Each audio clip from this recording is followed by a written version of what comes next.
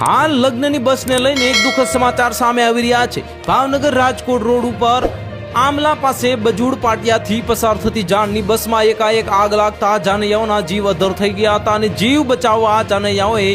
Emergency બારીમાંથી કૂદ્યા હતા અને fire brigade ઘટના સ્થળ પહોંચી આગને કાબૂમાં લીધી હતી અને આગ તો કાબૂમાં આવી ગઈ હતી,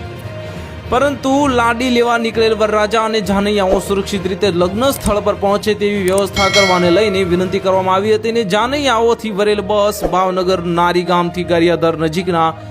ઘોબા ગામે જતી હતી અને દરમિયાન બસમાં આગ લાગવાની દુર્ઘટના બની હતી। ભાવનગર નજીકના નારી ગામે રહેતા સતીશ મુકેશભાઈ સોલંકીની જાન ગારિયાધાર તરફ જઈ રહી હતી અને ત્યારે બજૂડના પાટિયા પાસે બસમાં એકાએક આગ લાગતા ભયનો માહોલ જોવા મળ્યો હતો અને બસમાં આગ લાગતા તમામના જીવ તાળવે ચોંટી ગયા હતા।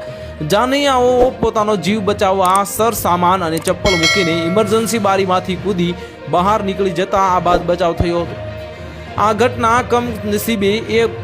રહી કે આજે લગ્ન છે ત્યારે જાનૈયાઓ અને વરરાજાઓના કપડાં અને તમામ સામાન બસમાં ભસ્મીભૂત થઈ ગયો છે। જાનૈયાઓ રજળી પડ્યા હતા, વરરાજો પણ રજળી પડ્યો હતો અને ફાયર બ્રિગેડ 1 કલાક પછી ઘટના સ્થળે પહોંચી હતી એવી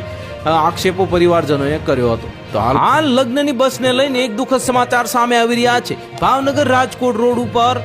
આમલા પાસે બજૂડ પાટિયાથી પસાર થતી જાણની બસમાં એકાએક આગ લાગતા જાનૈયાઓના જીવ અધ્ધર થઈ ગયા હતા અને જીવ બચાવવા જાનૈયાઓએ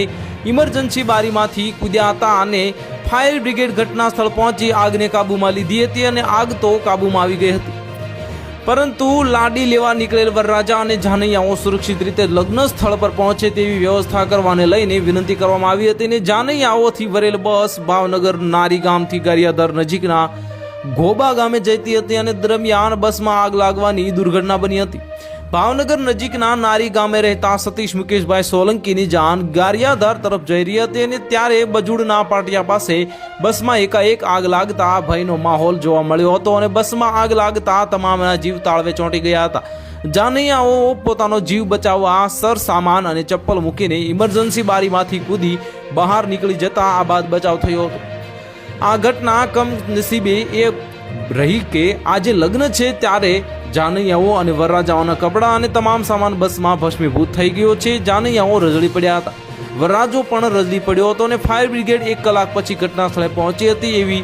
આક્ષેપો પરિવારજનોએ કર્યો હતો। તો હાલ